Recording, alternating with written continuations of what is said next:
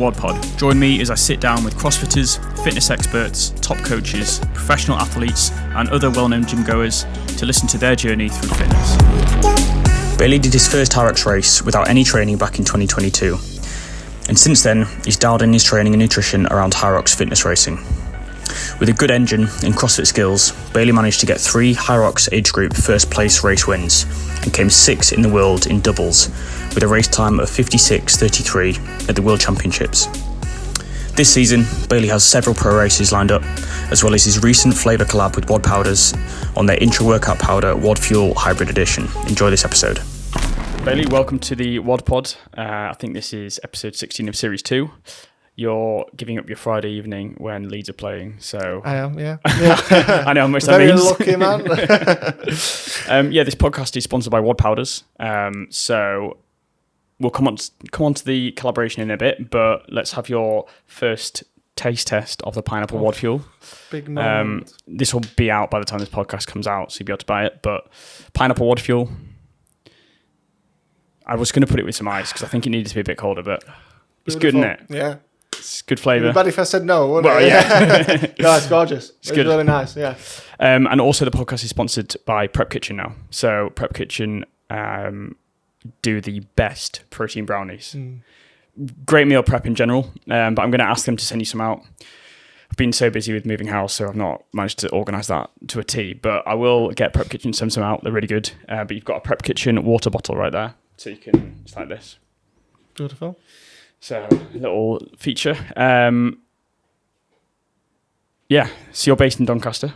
I'm based in Doncaster, yeah. Have you lived there your whole life? Or? Whole life, yeah. Same area since I was a baby, grown up in the same village. Just a normal, humble upbringing, you know. Yep.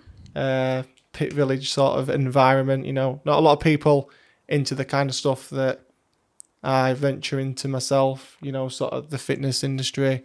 It's very much, you know, you grow up, you go to the pub, that's your life. Didn't want it to be my life. Career-wise, talk me through, or give me a summary of what jobs you've done. Yeah, so I've done the same and only job pretty much since I was 16. So growing up, you know, played football and wanted to be a footballer. Never made it, never good enough, unfortunately for me. And then when I was 16, I didn't really know what I wanted to do. I knew I wanted to go into sport, but I kind of steered away from it because I didn't know what I wanted to do with it. So I was scared to go to university to get a degree in sport and pay for it if I wasn't going to do anything with it and get a good career. So I applied for an apprenticeship with Mercedes-Benz as a apprentice technician on the trucks, a mechanic basically. And I got it, and I didn't really expect to get it. I wasn't really planning on going. And I've been there since I was 16. So I've moved my way up, you know, through supervisor levels. I'm now workshop manager. So I've got quite a nice career, a really well-supported career as well. But, you know, I've got a lot of ambitions outside of that. Are you into your cars? No. So everyone talks to me, they're like, people come to me and talk to me about cars and stuff and explain, you know, what car they've got, and I'm not really into that. People think I am, and you know, I don't. No, you're not too bothered. Yeah. I was going to say, if you had a dream car, do you know what it would be? Ooh, it's a good question. It'd probably be like,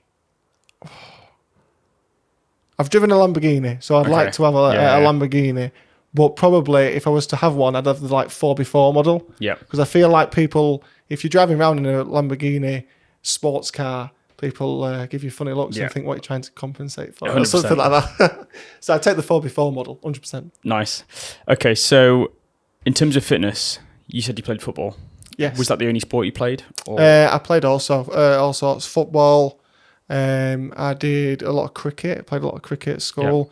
Dibbed and dabbed in rugby. Yep. Never really into it as much. Didn't like getting my head kicked in week out, to be honest.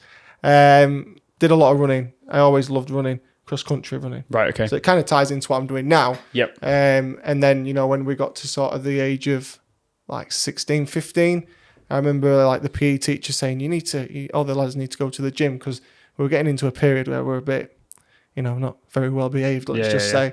And one of the sports teachers at school sort of noticed it and ushered us into the gym every morning. So that's where I started getting the gym background for. Were you in that sort of like 2012, like Gymshark stringer bodybuilder era? You know, where it's like Quest bars, protein shakes. I remember the first time I ever went into a proper gym, and in Thorn, where I'm from, it's a little village, there's a gym and it's called Hunks and Honeys. So you can imagine what it's like inside. It's real old school iron gym. Yeah. A lot of, roidheads and stuff like that. And I walked in fresh faced. I was 15 and I knew the owners, so they let me in. And I picked up these 20 kilogram dumbbells and I went to press them in front of everyone. And my little shaky arms went all over. I had to drop them in front of everyone.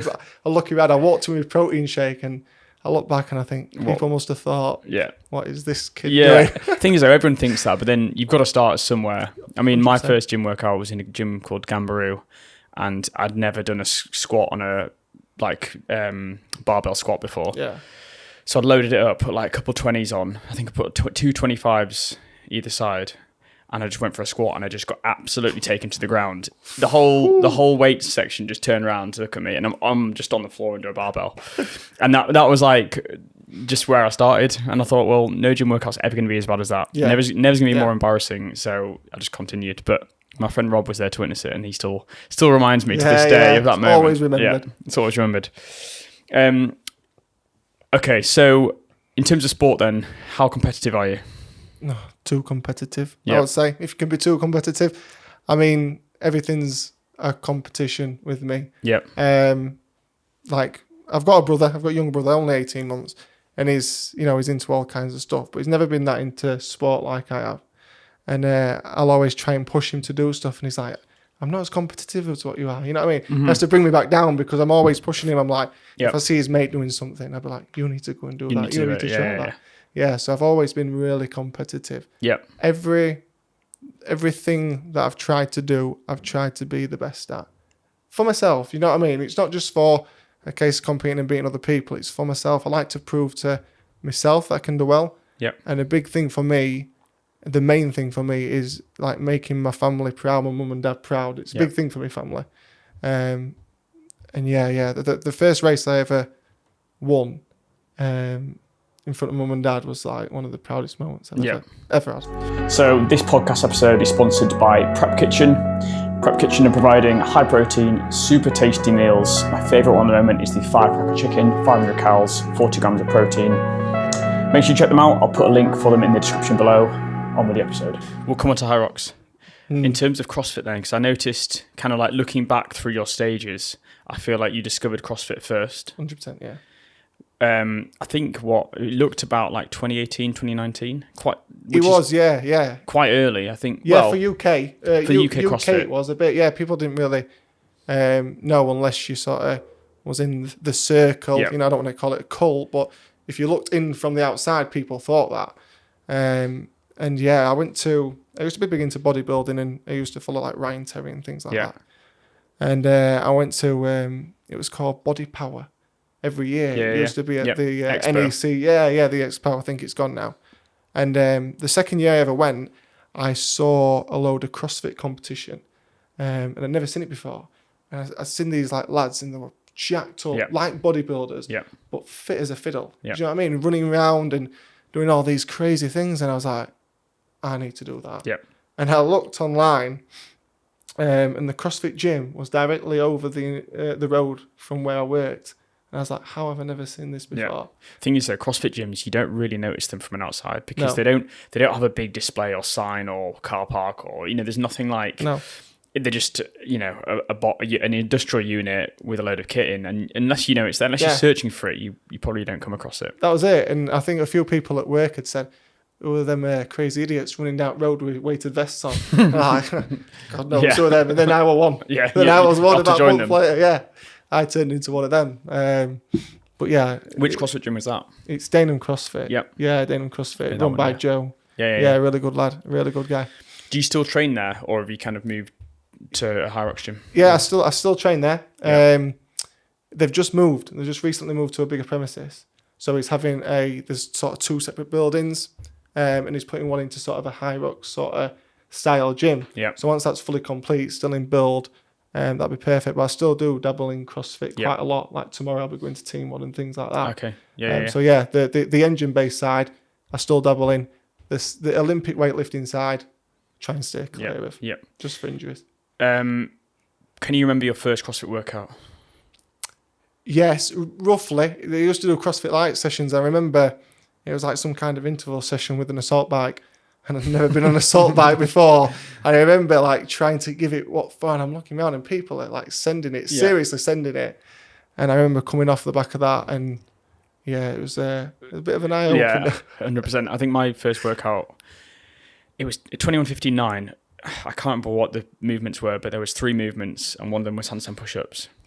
And I'd no idea about pacing, nothing. And I did my first 21 handstand push-ups unbroken. I had a bit of gymnastics background, but then when I went back to do my 15 handstand press-ups, I couldn't do one, and I had to just stand there. And my arms are fried. My body wasn't ready for it, and I was like, okay, I'm kind of understanding CrossFit now. Like, I get it. Catches you out. Yeah, you can't just full send every workout. It's not going to happen. No, you tried to though. Yeah, I tried to. What are your thoughts on Glacier Games? I know you've done a few. I did, yeah. I think I've done one, and that was a long time ago now. I mean, the comps have probably improved since. Yeah. Because I was looking at some of I think the podium at Glacier Game was just a mat on the floor. It was, yeah, that was it. I was thinking, yeah, we came third. I remember we won this like rowing workout. I was with a girl called Stacey. I haven't seen her for a while now, and she could pull on the rower just as much as what I could pull on the rower. Oh. So we was like flying in this workout. And then the last workout was a cross-country run. And so I knew I was quite a good runner, even when I'd not done any running. So I was like, I'm going to send it straight from the start. And I did, and I was leading all the way. And we got to like this final stadium bit, and we were just coming down the hill to go to the finish line. And this woman, out of nowhere, never seen her, she didn't walk... like the normal... An elite athlete, Yeah, exactly. And she just sailed past me like I weren't even there. Wow. And I was like, that was in front of everyone, like on the home straight, and I was like, oh, wow, shit. Humble. Yeah, suck that Not up. ideal. So you mentioned obviously you're good at running. Have you just done running since you left school? Or where's your sort of like passion for running come from? Anything in particular? Or Nothing in particular. Like football, I was always like the fittest guy at training. I had a picture from a football presentation where I won the fittest trainer award, and it always stuck with me. I always like to work hard. And then from the cross country days, I used to run cross country a bit for school. We got to like the South Yorkshire stages, but I was good at it, but I just didn't have the passion for it back then. Yeah. And then once I started doing CrossFit, getting into fitness again, and whenever the running workouts come up, it was just like, it was kind of natural. Yeah, you wanted to see the running workouts over other movements. Yeah, because I knew, especially at CrossFit, there's a lot of guys who are a lot stronger than me in cleans and snatching and things like that. So I knew if there was a running workout, I'd You'd do get well. in that. Yeah. What did your lockdown training look like in COVID? A lot of barbell rows, bench pressing and squatting. I'm quite lucky. I had, before COVID hit, before any of this COVID activity, I bought an assault bike and a load of like proper Olympic, like this. Yeah. And I thrown it all in my garage, and then about 3 months later, COVID hit. So I could have probably got 3 times the price for it, but I obviously kept it. Yeah. So it was like I had the assault bike, and I was just doing assault bike, burpees, back squats, and it was quite nice weather. So I'd be able to do it in the garden, but I was still working as well. Yeah. I was one person who was still working. I had absolutely nothing. I was in a flat with people above and below me, so I couldn't do anything. So as soon as COVID ended, I went out and kitted out this gym. Yeah. Obviously, we've not used it since. Because I'm just like, I obviously just go to the gym now. But I was I just thought, if there's ever another lockdown in my life, I need to have something that can train. It just drove me insane though. I was just like, I can't. I was just running. Yeah. And I hate running. So I got better at something I hated though. So how long did you do CrossFit for before you kind of switched over to your Hyrox? So I joined CrossFit maybe 2018, back into 2018, 2019. Yeah. And then I did it for all the way up to 2022. And then at the start of 2022, I'd seen it on Instagram, Hyrox, just come up, and I was like, oh, quite good at running, quite good at the stations in between. And I went and did my first ever Hyrox, and it was was a bit of a shock to the system because I'd never done a sled push ever in my life. Right. So I'd come off the ski erg, we'd do it at CrossFit, pretty easy.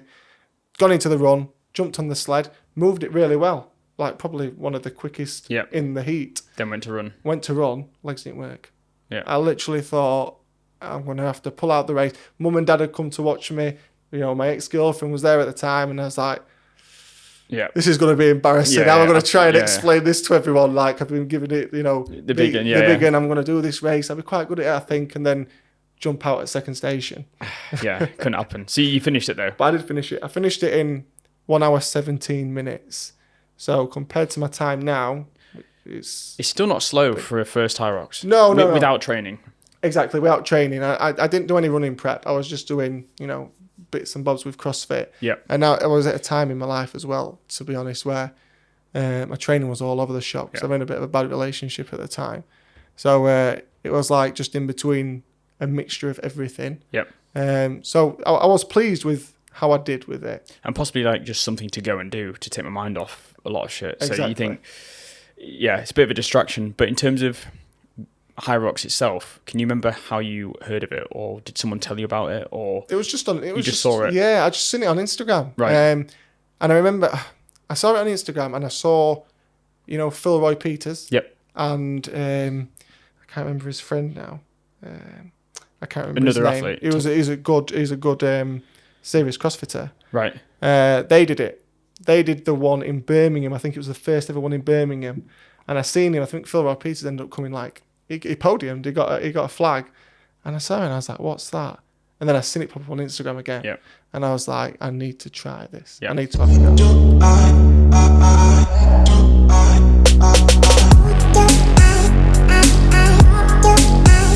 So your first one was it Manchester? Manchester, January 2022. It was Manchester. Yeah. You won the Hyrox Malaga. Yeah. So it went. So I did January 2022, Manchester with 1 hour and 17, and then So after your first Hyrox, did you think, okay, I'm going to start training seriously, or were you just put off by it? Not really. No, I wanted to do more. And I wanted to train more seriously, so I signed up with a coach. I signed up with Jade, to be fair, so I kind of did.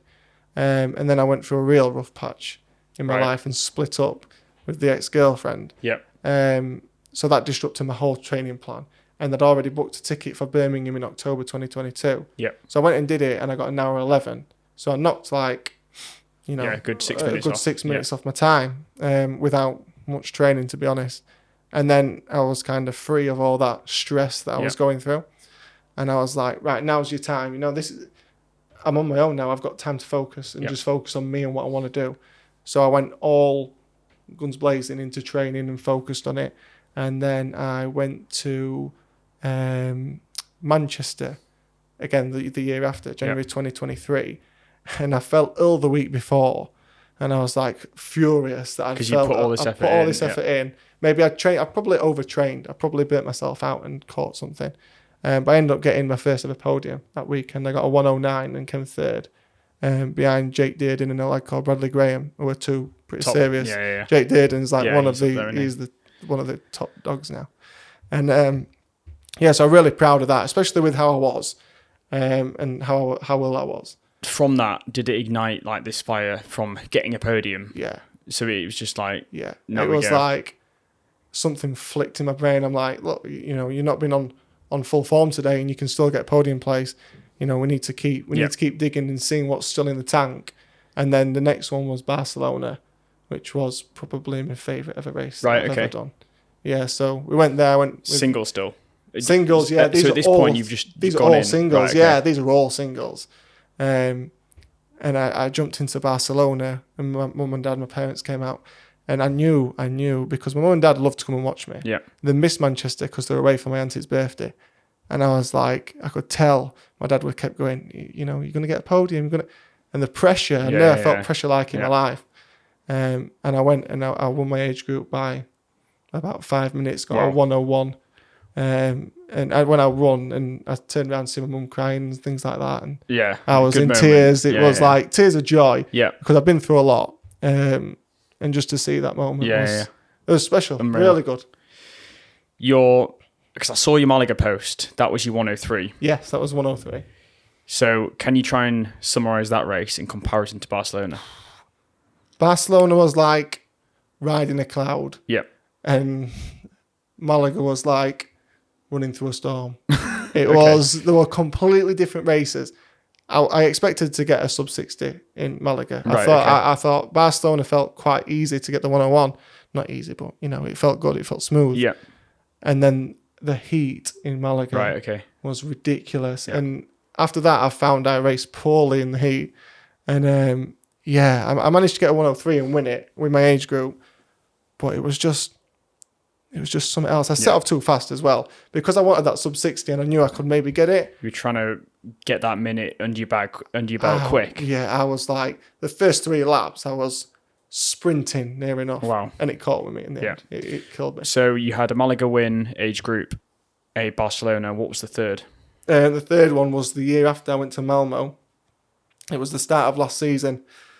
And I'd started to race pro races now because I did Manchester Pro and came 17th in my age group in the world the year before.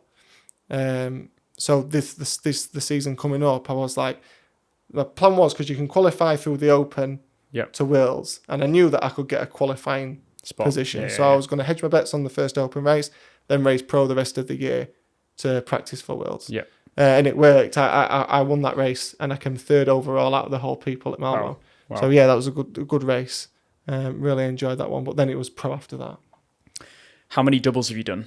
Just the one. Just one doubles? Just the one with Jade. At Worlds. Yeah, so it's funny how it come about because she was supposed to be racing with Adam Collard. Right. And he pulled out with an injury. And I'm good friends with Jade. She was my coach for about 3 years. So we're really close. And she messaged me and she's like, do you want to do it? I was like, this is too good of an opportunity to turn down. I feel like we could have done really well as well. And we did. We ended up racing together. Really hard race because of how hot it was, but really enjoyable race as well because of how well we did. And we ended up coming 6th in the world in that race. Do you think because she was your coach, you had a bit of synergy already? Yeah, probably. Yeah, I always knew what she was good at, and she knew what I was good at because she was my coach. Yeah. So we managed to split things pretty well, on the stations. And she's just as fast as a runner as me. She's a little rocket. She's only pretty little, small, yeah. And she shoots off. She goes. And she'd just been crowned world champion the day before. So I was like, I really need to pull up my socks. Yeah. I could have looked like an absolute idiot. You're going to have to stick with her. Exactly. How important do you think it is to have a coach in Hyrox? If you were starting Hyrox, would you need one to begin with? I think so if you want to do well. Okay. If you want to do well, you need some kind of structure to your training because it's very easy to skip sessions, the accountability. You've got to be accountable. That's why I first got a coach, so I could be accountable for my actions. Because if you pay someone to give you some training, you're going to do it because you're paying them money. Yeah. But if you want to just go and do it, have fun, just do some running and do some CrossFit. Yeah. You know what I mean? It doesn't have to be so strict. Yeah. Just enjoy it. But if you want to do well, you need the structure. You need a coach. Yeah. Do you think an online coach or in person makes any difference? I've only had online coaches. And I've done really well with them because I can hold myself accountable. Yeah. And I've trained for quite a long time since I was young. Yeah. So I know how my body feels and what I need to do. If someone's doing it for the first time, I think in person would be beneficial. Probably because, they might be able to kind of get more of an understanding of the athlete. 100%. Whether if you know yourself as an athlete already, you're already halfway there. Yeah, exactly. Really, you just need then the bit of race guidance, but mainly the accountability. And the thing is with online training, so for me, I'm training myself at the minute. Yep. Just because I know what I want to do and what I want to improve. So I'm just going to try that out for a little while and then possibly get a running coach. But if someone's planning you, let's say 6 days training a week, and you know your body needs 2 days of rest a week to perform optimally, then you need to start taking ownership of your own training and maybe speaking to your coach. And if there's someone who's a newbie to that, they're going to struggle. They're going to struggle because they'll just be following the plan and burning themselves out. Yeah. And they might be scared to tell the coach or not actually know the signs of burnout. So I think that's where online training can be a bit difficult. Yeah. you can't quite get the full understanding of the athlete. Correct. It's just numbers. It's just Yeah. ticking boxes, basically. Yeah. So this podcast episode is sponsored by Prep Kitchen. Prep Kitchen are providing high protein, super tasty meals. My favourite one at the moment is the firecracker chicken, 500 calories, 40 grams of protein. Make sure you check them out. I'll put a link for them in the description below. On with the episode. In terms of nutrition, it obviously plays a big part of the role in Hyrox. In terms of like diet and training, how does that align with what you're doing? Like, talk me through your diet. I'm a bit of a bugger for chocolate. I'll give you that. Thing is, though, everyone's human. Like you Exactly. you can't have this perfect diet. No. I was just more meaning in terms of like your training, like carbohydrates for fueling.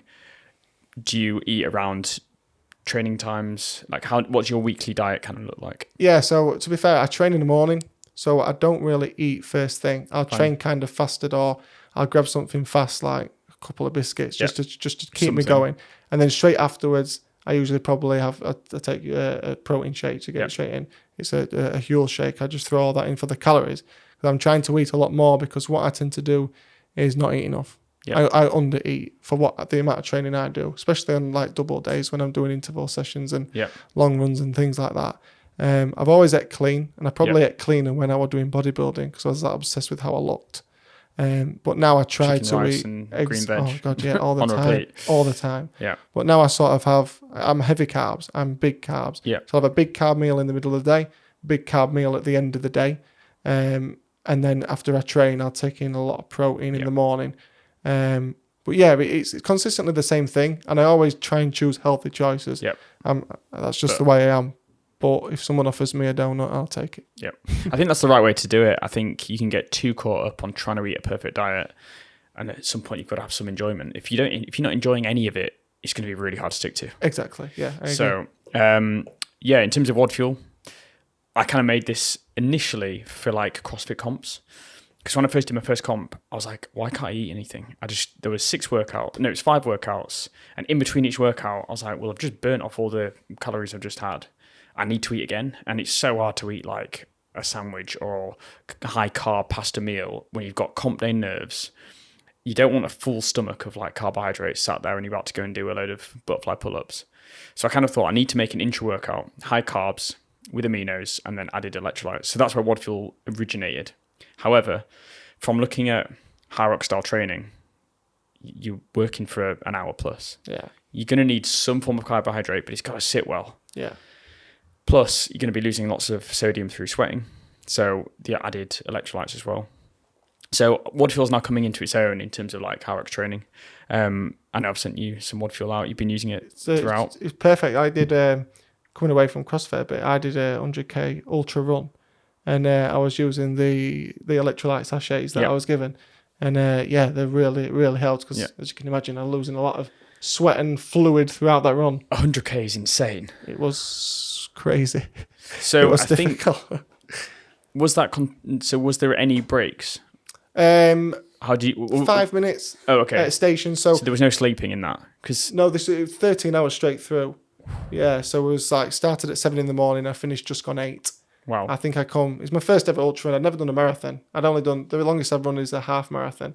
And this was like, That's 63 insane. miles. Yeah. So your first long distance run was 100k. Yeah. Everyone was saying I was crazy. I was like, I'm just going to do it. And we went and did it. And it was a real good experience. I really enjoyed it, but it did take its toll on me afterwards. Okay. The hips were in a poor place for quite a while. So next year I've got a 52k ultra. Perfect. Booked. Peak District. There's an elevation of 1,200 meters. Where is that one? I think it's, I want to say... Is it the Ultra Challenges one? Yeah. Yeah, that's the one I did. So that's this. I think that one you can do 52k loop north and do the other loop back. You can. Yeah. So I'm just doing a normal amount, 52k. It's still not normal. It's still not normal. It's still a great. Not great a chance. I'm going for 100. Yeah. I've done one marathon before in my life, and I finished that, and I said I'm never doing a marathon ever again. So I'm not. More. I'm doing a bit more. Yeah. It's not a marathon. It's not a marathon. You're telling the truth. Exactly. In terms of Hyrox, do races get easier the more you do them? No. You might get faster, but it's but just it as bad. still hurts just as much. It's like CrossFit. It's like when you do a Fran. Yeah, You get faster, it still bad. Hurts real bad, Yeah. and you get that blood lung taste in your mouth. Yeah. With Hyrox, every race I've done, it's hurt. Some have felt better than others. Yep. And they're the ones that you usually do well in. But Have you had that feeling of that, like iron taste from your lungs? You know, like horrific. Yeah. Did you get that in Hyrox?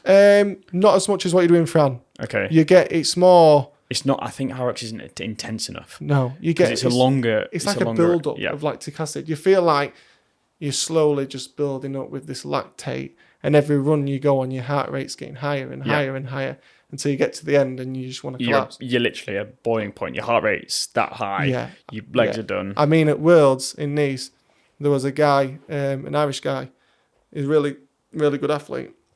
He collapsed on the rower. He was rowing and collapsed and fell off the row. It was that hot and he burned up that much.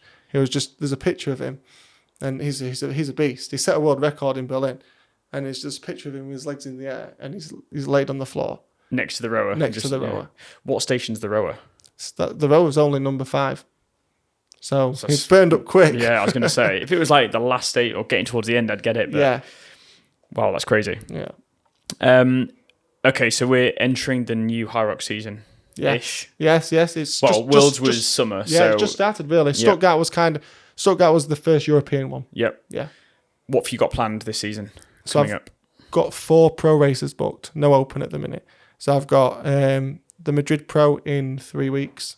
Okay. Yeah. Then I've got London in 7 weeks. Yep. Manchester in January. Yep. And then Malaga in March. So I'm trying to get to Spain a bit. Because I think, get some decent weather. Yeah. Try and get a bit of sun. I think I was speaking to Dan and he said he was doing, is it Manchester? Yeah. No, Birmingham, sorry, at the end of November? Birmingham's end of October. Sorry. That's the same one as Birmingham. Same weekend as Madrid. Yep. Yeah. So Dan's doing that one and then he said he was looking at Manchester in January. Yes. At doing maybe doubles. All right, okay. So that could be a good one. I could do doubles. If you go in there anyway, you could do a doubles. Let's get it sorted. I'm sure he's listening. Yeah. Well, get it booked. He said that, and I said we could maybe do something with WOD Powders because obviously he's got a collaboration as well. We could do some like WOD Powders kit. Could be quite cool. Yeah. We could. Where is it? Manchester. We can go down with some video cameras and get some footage. That'd be really cool. Day. Really cool. I'll speak to Dan about it. Yeah.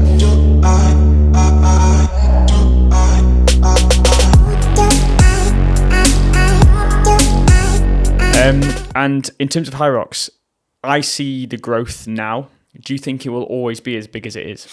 I think it'll keep growing until it gets to a point, a bit like CrossFit, where it gets to a point where it's that big. There's not much more room for growth.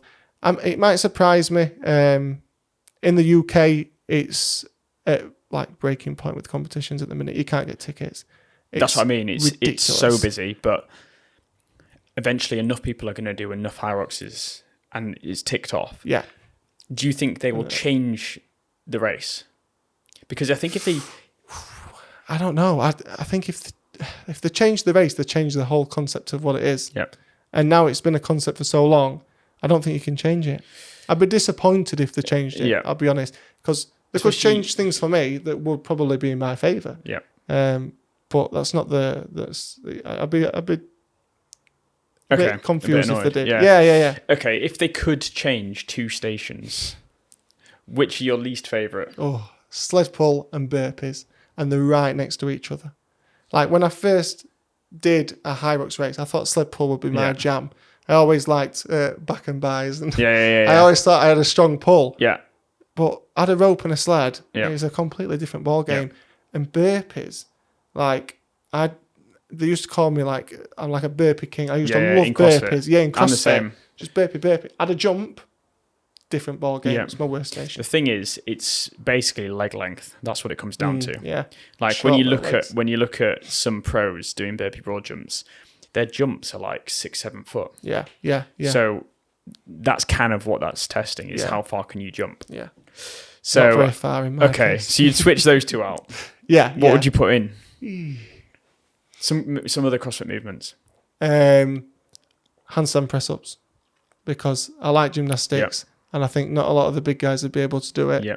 So I catch them on that. Yeah. And bar muscle ups. Oh, nice. Love bar muscle ups. Yeah, give me a bar muscle up any day. I think that would be put wall balls early on. Yeah. Get your legs fried. Yeah. And then finish with like 25 bar muscle ups. Yeah. 30 bar muscle ups. That's cool. Because it'd be a good finisher, wouldn't it? Yeah. It'd be like who can hold on for 30 unbroken. All the runners who are listening are like, whoa, what are you They're talking not about? like They're not going to like this. They're not going to like it at all. It'd be cool though. I think if Hyrox did maybe like a version 2. Yeah. Ran them alongside each other Yeah. and had what is it, 8 stations? Had 8 different stations completely. Yeah. It would just make for a whole new event. The company could create a concept and name it something different. Yeah. So it's still affiliated kind of, but a completely different race. I think there's definitely a market for that. Okay, in terms of training for Hyrox and your job, how do you manage to work a full-time job and train to be a pro athlete? It's very tough. It is very tough because I enjoy my career. I enjoy being a manager. I enjoy leading. Yeah. It's something I'm very passionate about, and I'm with a company that values me and I feel valued. So I spend a lot of time focusing on my career. So what I tend to do is I'm usually up about 4:30 in the morning, and I'll train sort of 5:30 until about 7:45, 8 o'clock. So I get a big session in the morning, and then sort of 3 of my training days are double days. So I usually run in the evening because I can just go home and then just go running, around the streets and around the countryside, which is nice. Not so nice in the winter. No. So it is difficult. I think one of the main things is remembering to stay hydrated whilst you're at work. Because when I'm so busy, I'll forget to drink water. Yeah. And I'll go train on a night after I've already trained in the morning, and I feel real bad. Yeah. It is tough, but I'm trying to manage it. Yeah, I just get one of the 1.5 litres of Volvic, whatever it's flavoured, Volvic fruit water, stick an electrolyte sachet in, and just go, before I leave my office, I have to finish that. Yeah. And that's kind of how I do it, otherwise I just forget to drink anything. That's a good way. Okay, any tips or tricks for training whilst working a busy life? Like anything for people that maybe work full time but are coming into doing Hyrox training, that want to train seriously, anything that you do that works for you? Go to bed early, get up early. And would you say train in the morning? Yeah, 100%, because it makes my day at work miles better. If I've not been to train in the morning and I go to work, I am one miserable sod. Yeah. People notice straight away that I've not been to the gym in the morning, 100%. Okay, and which brands in the Hyrox industry would you want to work with? Puma, definitely. I race in their shoes religiously. Okay. So I always run with the DV8s. So in terms of shoes then, because there's so many running shoes. Too many. And they seem to be getting bigger and bigger. Like the foam bases seem to stack. Yeah, see, with the... I'm like advertising Puma here. It's just, I have to pay me for it. With the Pumas, the stack isn't that big on the DV8 Nitro 3s. And the 3 Elites, they're not too big. It's big enough so you get a good cushion. Yeah. Whereas, like, I've never raced in the Saucony and Dolphin Pros, but the stack looks bigger to me. And that adjusts, your stability, especially wall balls and things like that. You've got to be really careful. Yeah. Because you don't want to be twisting an ankle off going over whilst you're doing them. Even like burpee broad jumps, you're jumping and landing every time. Yeah. I wouldn't want to be doing them in those, like, they're just like clouds. It's crazy. Yeah, exactly. But I guess if it helps your runs, then... Yeah, and I mean, running is the main big jump. Part. Yeah, it's the main part, really. Yeah. Okay, well, you can message Puma after this. Yeah. And how much would you say is mental strength versus physical strength when it comes to Hyrox? So... Yeah, I think a huge part of it's obviously physical. It goes without saying, but mental, if you've got the physical but you don't have the mental, you'll still struggle. The mental side of it's massive. The Elite 15 all go into a horrible dark place every race? Yeah, 100%. The Elite 15 race that just happened, they set off that fast, and you could just see, like, Hunter McIntyre was the favourite. He was in such a dark place. I've never seen them, because I watch obviously a lot of the racing. I've never seen the man in that such a bad dark place. Yeah, because he'd already know. I thought I think because they went off so fast and Ronkovic and Sandbach went out really hot, he knew straight away he was going to be in for a horrible race, and his face just melted. Just in front instant. of everyone. I've never seen him like that. Wow. Okay. Obviously, I mentioned I'm running my first ultra. Any advice for when you get sort of halfway around? Don't stop. Cheers. Keep eating. Eat more than what you think you should. Eat more than we think you should. We was running around and we just loaded all as vest with squares bars and things like that, and we just kept eating. Even when we weren't hungry, we'd still eat. We'd sort of run a section, stop, have something to eat. Keep drinking going. As well, obviously. Keep hydrated. You'll be fine with all the electrolytes and WOD powders. So you'll be perfect. And just like I said, just keep going. Try not to stop for long periods of time. The more you stop, the more you'll want to quit. So this podcast episode is sponsored by Prep Kitchen. Prep Kitchen are providing high protein, super tasty meals. My favourite one at the moment is the firecracker chicken, 500 calories, 40 grams of protein. Make sure you check them out. I'll put a link for them in the description below. On with the episode. Okay, so 3 weeks to your next Hyrox. Yeah. Are you ready? Training's been going really well. Lot of volume, a lot of intensity at the minute, and it does really take it out of you. And by the end of it, you want taper week to come fast because the volume's so high. But yeah, I'm ready. I'm excited. Really excited. Talk me through the next 3 weeks leading up to it. So I've got now 2 weeks of high intensity, high volume, and then it'll drop off sort of the Sunday, sort of Monday. I'll be like reduce the volume, but the intensity will still be quite high. And then it gets to Wednesday and the intensity drops off as well. And I always have 1 day rest just before the competition for traveling and things like that. 2 weeks before I'll do a simulation as well. I don't like to do it a week before because then you're doing like 2 Hyroxes a week after each other, which is a lot.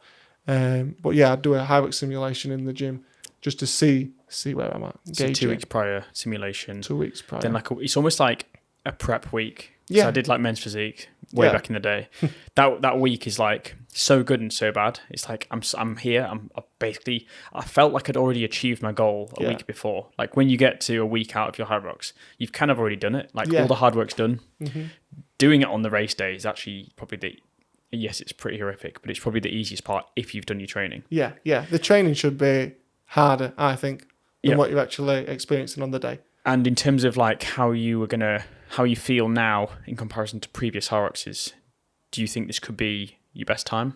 I'm hoping to get because it's a pro race, I'm hoping to get sub 65, sort of sub 64. My pro race PB 62 on a fast track in Berlin. It was fast track. But I'm definitely in a fitter place than I was back then. But I'm just setting a realistic goal for the first one. This is kind of like, I'd say a B race. I have like B and A races. This will be a B race. London will be my A race. Right, okay. Because then I've got a good sort of 16-week preparation where I've been focusing on Hyrox after my off-season. So I think London will be the showcase. And when's London again? London is 4 weeks after Madrid. Right, okay. Yeah, so it's a month after Madrid. So I'll see where I'm at, gauge how I feel at Madrid, and then I've got sort of some data to go off to see where I need to sort of start focusing on for them 4 weeks up until London. But I've been working a lot on like weaknesses like sled pull and burpees, so hopefully, touch wood, it should come to fruition on the day. Very good. Any other goals for this season? The goal for this season is, the first goal is to qualify for Worlds. That's my first goal. And then I want sort of top 20 finish at age group. And then I'll see what happens with doubles. Me and Jade, we're going to do one. I don't know if we do, when we do. And then obviously we'll see how me and Dan do. We might come up with some amazing team and go for that World's podium. Worlds. Exactly. So that could be cool. That could be really cool. So we'll see. We'll finish with some rapid fire questions. Favorite athlete that's a household name?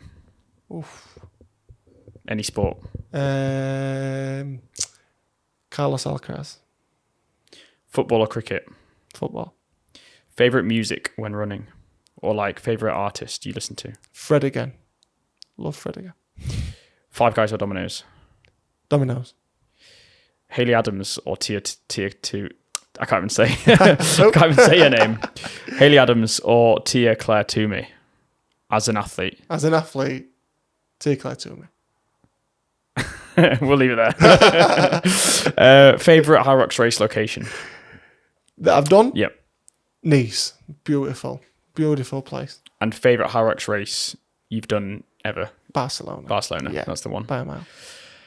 What's your go-to flavour of WOD Fuel? Pineapple. The new pineapple one. Beautiful. We'll plug the pineapple. So WOD Fuel Pineapple is in the Hyrox edition. So we've got black and yellow theme. Bailey's lovely face is on the side of it. Someone's got to call it lovely. Just you and my mum. That's fine. And then we're going to give away, I think we've got maybe 200 or 300 of these bottles. So we're going to give away one free with every single tub of WOD Fuel as a little addition. These bottles are like 500 mils for running. Probably used with like electrolytes. Yeah. So electrolyte sachet, 1 scoop of electrolytes. They've got like the sports bottle because I know that a lot of people had shakers and they were like, I can't run with a shaker. Yeah, they're perfect for running. So they've got the finger grip and then you just literally squeeze it and they're quite a small size. Yeah. Because I think you don't want a litre bottle sometimes. No. So they're kind of a little Hyrox running bottle feature, but we're going to give away one free with every tub of WOD Fuel. So people can follow you on Instagram for your next Hyrox races.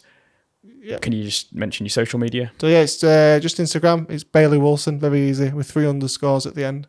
And you'll see my beautiful face there. Very good. Prep Kitchen, I'm going to put a link below for Prep Kitchen, sponsor the podcast. Check them out. And yeah, thanks for joining me. Really good episode. Cheers. Thanks very much.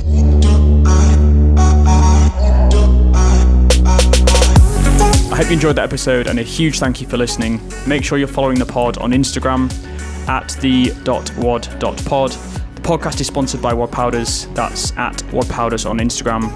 Please show some support to the pod by either sharing this episode with a mate or buying some supplements from wodpowders.co.uk. See you guys next week.